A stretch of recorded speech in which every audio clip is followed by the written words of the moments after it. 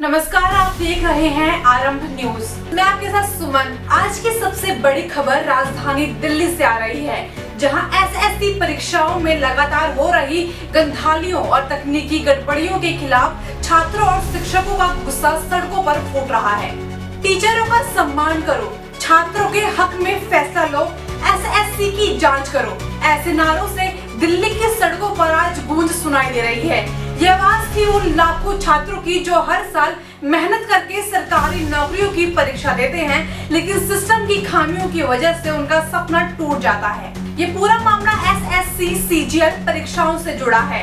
बार बार परीक्षा रद्द होना, परीक्षा केंद्र का गलत आवंटन, सर्वर क्रैश होना और छात्रों के साथ दुर्व्यवहार जैसी शिकायतें जैसे मानो अब आम बात हो गई है। और अब इन्हीं खामियों के खिलाफ आवाज उठाने के लिए दिल्ली पहुंचे देश के कोने कोने से आए बहुत बड़े शिक्षक। जी हाँ, वही शिक्षक जो बच्चों को पढ़ाते हैं, सही रास्ता दिखाते हैं, वो आज अपने छात्रों की आवाज को संसद तक पहुंचाने के लिए दिल्ली की सड़कों पर खड़े हैं। 31 जुलाई कार्मिक एवं परीक्षण विभाग यानी DOPT कार्यकाल के बाहर प्रदर्शन कर रहे शिक्षकों को जब मंत्री से मिलने नहीं दिया गया तो माहौल और भी तनावपूर्ण हो गया।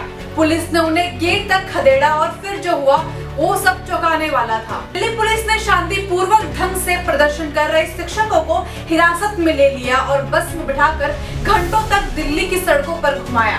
आरोप ये भी है कि कुछ शिक्षकों को बाथरूम तक जाने की इजाजत नहीं दी गई। ये सब उस समय हुआ जब बस में महिला शिक्षक भी मौजूद थी। टीचरों का बस एक ही सवाल था, क्या लोकतंत्र में शांतिपूर्वक ढंग से मंत्री से मिलना भी अब गुनाह बन गया है? इस पूरे प्रदर्शन में देश के जाने माने शिक्षक शामिल थे। राकेश सर, नीतू मैम, अभिनव सर और आदित्य सर। ये वही लोग हैं जो लाखों युवाओं को हर साल प्रतियोगी परीक्षाओं के लिए तैयार करते हैं, लेकिन इस बार ये खुद ही सड़कों पर खड़े हैं। विवाद उस वक्त और भी ज्यादा बढ़ गया जब पुलिस अधिकारी ने कहा अगर मर्द होते तो वर्दी पहनकर आते। इसके जवाब में टीचर अभिनव शर्मा ने कहा, हमने लाखों लोगों को वर्दी बनाई है, लेकिन अब वर्दी से डर नहीं लगता। इस जुबानी जंग में शिक्षकों के मन की पीड़ा और सिस्टम की बेरुखी को उजागर कर दिया है। अब सवाल उठता है कि आखिर शिक्षक मंत्री से मिलना क्यों चाहते हैं? दरअसल एसएससी ने हाल ही में सिलेक्शन पोस्ट फेज 13 की परीक्षा के लिए नया वेंडर नियुक्त किया। इसके बाद से ही सेंटर बदलने, पेपर रद्द होने, सर्वर क्रैश और तकनीकी खामियों की बाढ़ आ गई। कई छात्रों की परीक्षा केंद्र 700 से 1000 किलोमीटर दूर दिए गए। कुछ सेंटरों पर छात्रों से दुर्व्यवहार की भी खबर सामने आई है। नीतू मैम ने कहा, हम सिर्फ विरोध नहीं समाधान चाहते हैं। जंतर मंदिर पर बैठने से कुछ नहीं होगा जब तक हमारी बात सीधे मंत्री से नहीं होती।